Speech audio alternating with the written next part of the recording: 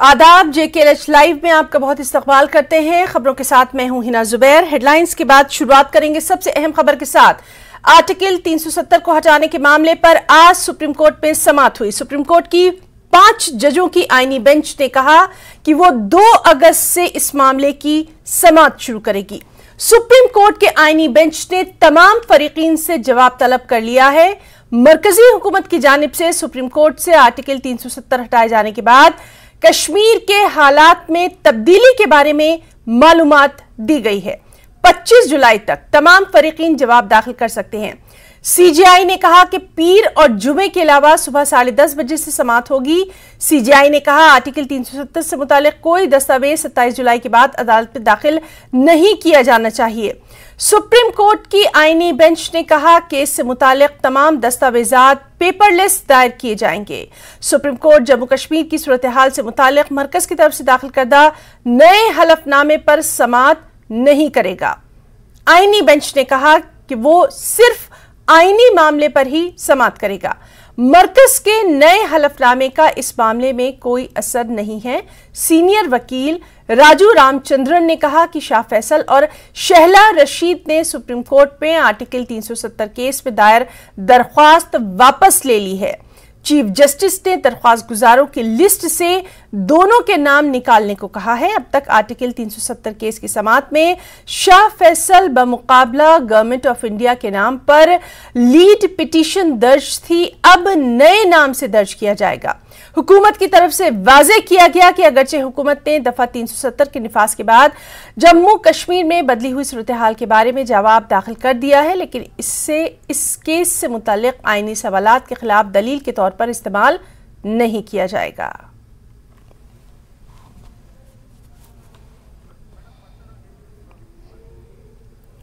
तो बेहद अहम खबर जिस पर लगातार आपको अपडेट दे रहे हैं।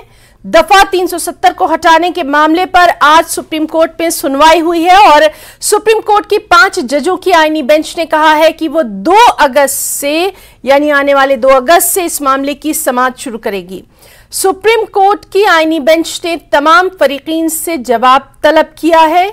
मरकजी हुकूमत की जानिब से सुप्रीम कोर्ट से आर्टिकल 370 हटाए जाने के बाद कश्मीर के हालात में तब्दीली के बारे में मालूमात फराहम की गई है। 25 जुलाई तक तमाम फरीकीन जवाब दाखिल कर सकते हैं। CJI ने कहा कि पीर और जुमे के अलावा सुबह 10:30 बजे से समाअत होगी। CJI ने कहा आर्टिकल 370 से मुतालिक कोई दस्तावेज 27 जुलाई के बाद अदालत में दाखिल नहीं किया जाना चाहिए।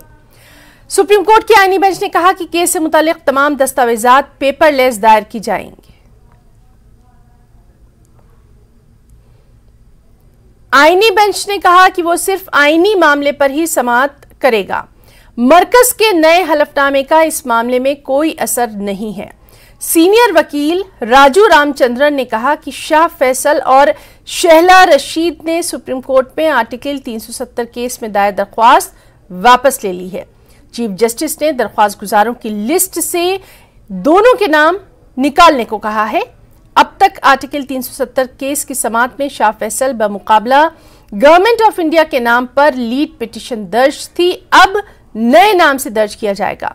हुकूमत की तरफ से वाज़ेह किया गया कि अगरचे हुकूमत ने दफा 370 के निफाज और चलिए इस केस पर मजीद जानकारी हासिल करेंगे। हमारे साथ मौजूद हैं हमारे सहयोगी सुशील पांडे। सुशील, बेहद अहम दिन रहा है आज का, क्या कुछ कहा है 5 जजों की आईनी बेंच ने?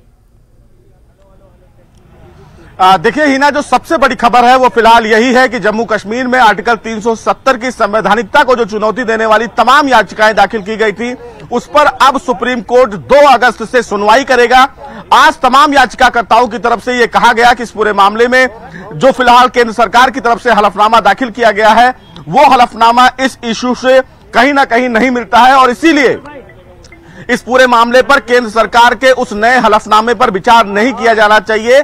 केंद्र सरकार ने यह सुप्रीम कोर्ट में कहा है कि उन्होंने हालात जो जम्मू कश्मीर में बदले हैं उसकी उनकी तरफ से जानकारी दी गई है, लेकिन सबसे महत्वपूर्ण बात 2 मामले और हिना इस मामले में हुए थे जिसमें यह कहा गया है कि जो लीड पिटिशनर थे इस मामले में हिना, शाह फैसल और शहला रशीद, उनके द्वारा याचिका वापस ले ली गई है। लिहाजा इस पूरे केस से जुड़े हुए जो केस टाइटल हैं उसको बदला जाए। चीफ जस्टिस इस पर भी एग्री कर गए। उनकी तरफ से कहा गया है कि अब ये फिलहाल 370 के नाम से जब याचिका लिस्ट की जाएगी 2 अगस्त को, तब उस नाम से जाना जाएगा।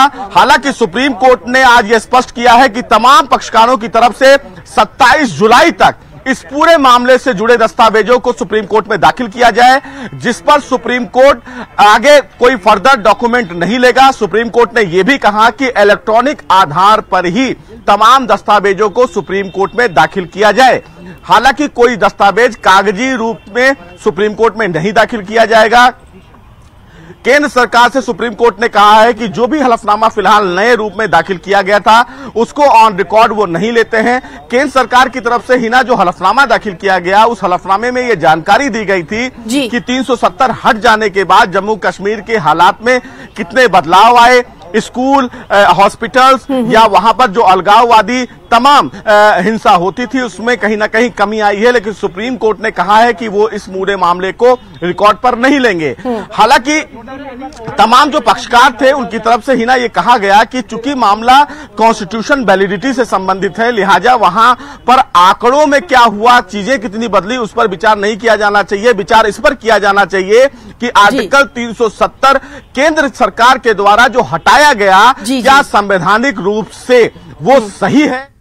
पिछली बैठक में शामिल हुई थी, क्या इस बार भी जाने का इरादा है या फिर इरादा तो है, इरादा है, लेकिन पहली बैठक के बाद ही महाराष्ट्र में एनसीपी टूट गई। क्या आपको लगता है कि जितना अपोजिशन एकजुट होने की। तो लगातार इस अहम मामले पर हम अपने सहयोगी सुशील पांडे से तमाम तर तफसीलात आप तक पहुंचा रहे हैं। उमर अब्दुल्ला को भी आपने सुना और एक बार फिर से हम रुख करना चाहेंगे सुशील पांडे का। सुशील, आपसे ये भी जानना चाहेंगे, तमाम तर चीजें जो आज सामने आई हैं बहुत ही क्लियर किया है कि आगे जो समाअत होगी, आगे जो सुनवाई होगी, उसका प्रोसेस किस तरह से रहेगा, इसको टेक्निकली किस तरह से आप देखते हैं? जी देखिए, साफ तौर से सुप्रीम कोर्ट ने इस पूरे मामले पर उनकी तरफ से जो मंशा थी वो क्लियर कर दी है कि वो किस तरह सिलसिलेवार तरीके से इस पूरे मामले पर सुनवाई करेंगे, क्योंकि निश्चित रूप से सुप्रीम कोर्ट ने ये कहा है कि इसमें किसी भी तरह से जब इस पूरे मामले पर सुनवाई की जाए तो कहीं ना कहीं इस पूरे प्रकरण पर कहीं ना कहीं आगे कोई दिक्कत ना हो, क्योंकि साफ तौर से इस पूरे मामले में सुप्रीम कोर्ट ने यह तय कर दिया है कि तमाम जो वकील हैं वो जब भी इस पूरे मामले में जवाब दाखिल करें तो उनकी तरफ से ये जानकारी दी जाए कि कौन सीनियर एडवोकेट उनकी तरफ से आर्गुमेंट करेगा, क्या क्या उनकी दलीलें हैं, ताकि सुप्रीम कोर्ट के समक्ष ये मामला एकदम स्पष्ट हो। मुजफ्फर शाह साहब हैं जो इस पूरे मामले में कहीं ना कहीं पक्षकार भी रहे हैं और उस समय कोर्ट में मौजूद थे। सर, सुप्रीम कोर्ट ने आज ये स्पष्ट कर दिया कि 370 के मामले पर 2 अगस्त को सुनवाई की जाएगी। क्या रहा और पूरा मामला, ताकि 2 अगस्त डेट फिक्स हो गई है कि भाई 2 अगस्त के बाद डे टू डे बेसिस पे हेयरिंग होगी एक्सेप्ट मिसलेनियस डे, और तमाम पिटीशंस क्लब्ड जो हैं वो सुनी जाएंगी। 27 से पहले हमने अगर कोई एडिशनल आर्गुमेंट्स, कोई सिनॉप्सिस, कोई चीज सबमिट करनी है तो 27 कट ऑफ डेट है, लास्ट डेट है, उसके बाद वो एक्सेप्ट नहीं किया जाएगा। और एक जो इंटरवेंशन एप्लीकेशन थी for deleting 2 petitioners in one of the petition, Shah Faisal को और शैला रशीद को डिलीट कर दिया गया है। कोर्ट ने उस एप्लीकेशन को अलो किया है और कोर्ट ने ये कहा है कि जो सप्लीमेंट्री एफिडेविट में ये कहा गया है कि after abrogation of article 370 such political developments have taken place that will not be taken into account. Centre की तरफ से जो हलफनामा दाखिल किया गया है उसमें कहा गया है कि जो हालात बदले हैं, चीजें बदली हैं, उसको ऑन रिकॉर्ड लेगा या नहीं लेगा? सुप्रीम कोर्ट ने इसको कहा कि हम इसको कंसीडर नहीं करेंगे। सुप्रीम कोर्ट ने इसको कॉन्स्टिट्यूशनल वैलिडिटी पर ही विचार किया जाएगा। कॉन्स्टिट्यूशनल वैलिडिटी पर ही विचार किया जाएगा। वो तो that is a bunch of lies, वो तो झूठ है, तो उसको सुप्रीम कोर्ट तो क्या कोई भी नहीं मानेगा। बदलाव नहीं आया है सर कश्मीर में अभी फिलहाल? मुझे तो लगा नहीं कहीं, मैं तो वहीं रहता हूं, मुझे नहीं लगा ऐसा कुछ। तो क्या फिलहाल आज की सुनवाई से आप संतुष्ट हैं और 2 अगस्त के लिए तैयार हैं? हम बिल्कुल मुतमईन हैं और हम तैयारी हमने पहले भी की है, आज भी कर रहे हैं। ठीक है। देखिए, साफ तौर से मुजफ्फर शाह साहब हैं जो इस पूरे मामले में पिटिशनर थे, उनकी तरफ से कहा गया है कि तमाम जो डॉक्यूमेंट्स हैं वो 27 जुलाई से पहले इस पूरे मामले में दाखिल किया जाएगा, लेकिन कश्मीर के हालात को लेकर उनकी तरफ से कहा गया है कि जो फैसले लिए गए हैं हम उस पर तैयारी करेंगे ताकि सुप्रीम कोर्ट में केंद्र सरकार के इस फैसले को डिफेंड कर सके। क्योंकि सबसे बड़ी बात है कि कॉन्स्टिट्यूशनल वैलिडिटी में जिस तरह केंद्र सरकार ने इस पूरे मामले में फैसला लिया, क्या वो फैसला सही है और किस आधार पर लिया गया, उस फैसले में कितनी सच्चाई है, इस पर बहस की जाएगी। हालांकि केंद्र सरकार की तरफ से हिना जो एडिशनल एफिडेविट कल सुप्रीम कोर्ट में दाखिल किया गया, उसमें यह कहा गया है कि घाटी में जो हिंसा हुई है उसमें बदलाव आया है, किस तरह वहां पर चीजें बदली हैं 370 हटाने के बाद। तो कहीं ना कहीं केंद्र सरकार एक मैसेज सुप्रीम कोर्ट के समक्ष ये देना चाहती थी कि इस पूरे फैसले में सरकार ने जब 370 हटाया है तो किस तरह हालात में बदलाव आए हैं, किस तरह स्कूल्स खोले गए हैं, किस तरह वहां पर हॉस्पिटल्स काम कर रहे हैं, और जिस तरह एक हिंसा के तौर पर जम्मू कश्मीर को देखा जाता था अब वो बदलाव नहीं है। सबसे महत्वपूर्ण बात हिना इस मामले में यह भी है कि जो केंद्र सरकार की तरफ से हलफनामा दाखिल किया गया उसमें G20 की भी बात शामिल की गई और ये कहा गया कि G20 में शामिल होने वाले तमाम देशों के प्रतिनिधि को जम्मू कश्मीर ले जाया गया और वहां पर ले जाकर विश्व को एक मैसेज देने की आवश्यकता थी कि अब जम्मू कश्मीर के हालात बदल गए हैं। जम्मू कश्मीर जिस हिंसा और टेररिज्म के लिए जाना जाता था अब वहां पर सरकार के द्वारा जीरो टॉलरेंस की नीति अपनाई जा रही है। तो ये केंद्र सरकार का एक मैसेज था जो सुप्रीम कोर्ट को देना था। बहरहाल सुप्रीम कोर्ट भले ही इस हलफनामे को ऑन रिकॉर्ड ना ले, लेकिन कहीं ना कहीं केंद्र सरकार के द्वारा जो कदम उठाए गए हैं उसकी जानकारी सुप्रीम कोर्ट के समक्ष दे दी गई है। बिल्कुल बिल्कुल सुशील, और बेहद डिटेल में आपने तमाम तर चीजें यहां पर हमारे दर्शकों के सामने रखी हैं। एक बार फिर से आपसे जानना चाहेंगे, 27 जुलाई के बाद अदालत में कोई भी दस्तावेज शामिल नहीं किया जाएगा, यह भी एकदम क्लियर यहां पर कहा गया है। यानी जो तमाम डेट दी गई है बहुत खास उनका ख्याल रखा गया है, हर चीज पर खास नजर जो है वो बनी हुई है।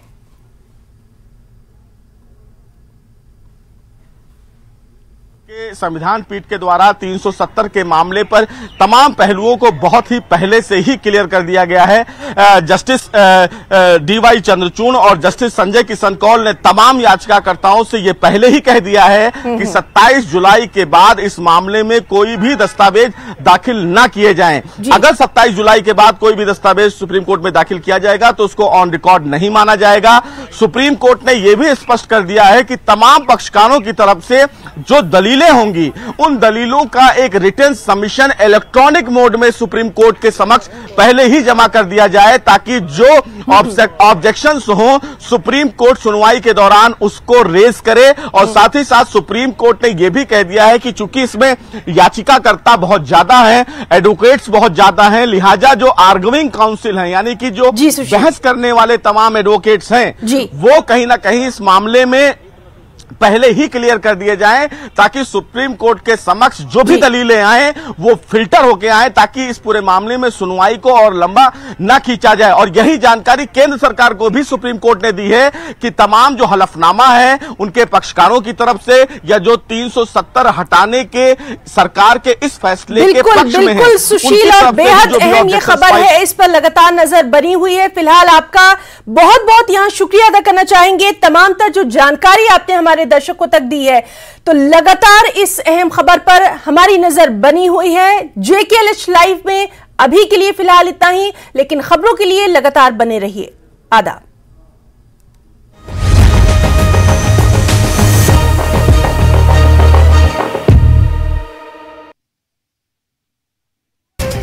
खास बात यह है कि प्रतियोगिता अंडर 11 से शुरू होकर 50+ उम्र के खिलाड़ियों के लिए भी आयोजित हो रही है और प्रतियोगिता का उद्घाटन ADC सोलन अजय यादव ने किया।